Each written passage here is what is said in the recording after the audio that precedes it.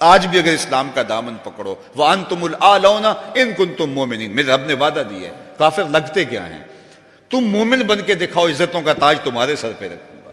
لیکن تم تن آسان ہو، تم خواہشات کے بندے بن گئے ہو، آرزوؤں کے غلام بن گئے ہو، اور نعمتیں وہ مانگتے ہو جو بدر اور احد کے صحابہ کو عطا کی گئی۔ کہاں کیسے تمہیں وہ نعمتیں ملیں گی؟ پہلے اپنے آپ کو ثابت تو کرو کہ ہم ان کے اہل ہیں، اور جب اپنی اہلیت ثابت کرو گے تو رحمت کی برکھا برسے گی، اور اتنا کرم ہوگا کہ تمہارے دامن تنگ نظر آئیں گے اور تم برستے پھولوں کو سمیٹ نہیں پاؤ گے۔ لیکن افسوس کہ تم طلب وہ کرتے ہو۔ وہ ایک بڑا معروف جملہ ہے کہ لوگ جو ہے وہ زندگی یزید کی جینا چاہتے ہیں اور موت حسین کی مانگتے ہیں۔ صاحب ایسا نہیں ہوتا۔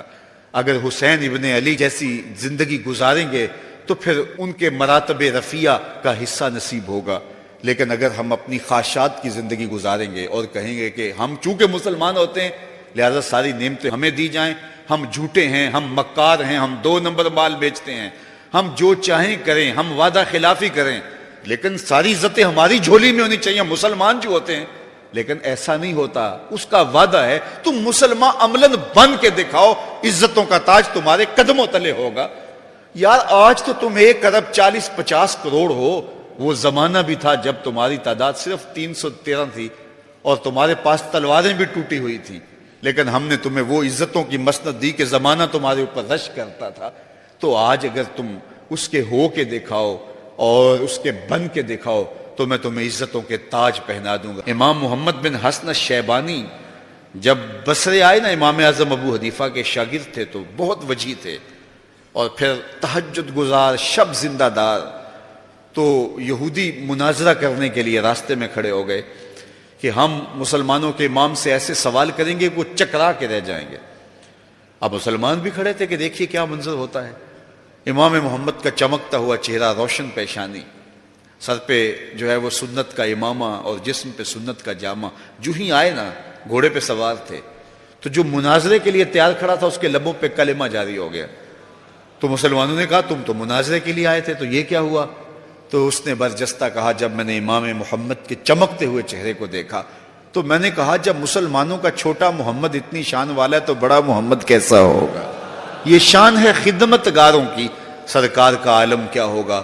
تو اللہ نے وہ جمال دیا، وہ حسن دیا، اور جس کا حسن اللہ کو بھی بھا گیا، ایسے پیارے سے محبت کیجئے۔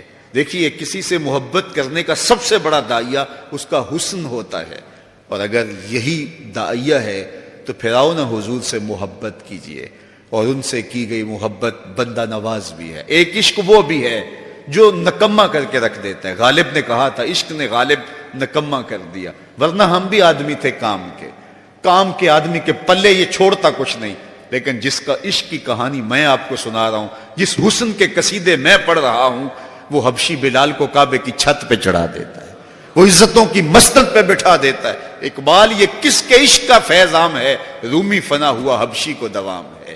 یہ وہ عزت نواز عشق ہے کہ جو بازو پکڑے تو حشر کے دن بھی نہیں چھوڑے گا۔ تو آئیے میں اور آپ اس مجلس رحمت میں عہد کریں کہ اپنی زندگی حضور کے بتائے ہوئے طریقوں کے مطابق بسر کریں گے۔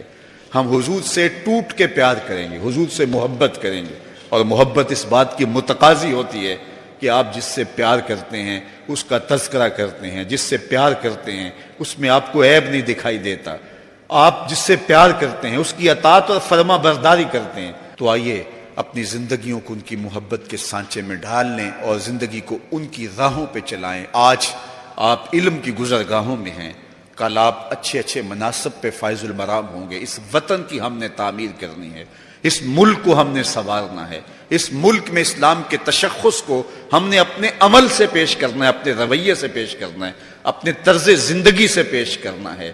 ہماری زبان کبھی بھی جھوٹ نہ بولے اس لیے کہ ہم حضور کے غلام ہوتے ہیں، ہمارے رویوں میں خوبصورتی رہے اس لیے کہ ہم حضور کے غلام ہوتے ہیں، اور وہ دن آئے کہ اس ملک کی باغ ڈور آپ سنبھالیں تو ایک اچھی قوم کی صورت میں ہم دنیا کے اوپر سرخرو ہو کر کے جو ہے وہ سر اٹھا کے چل سکیں۔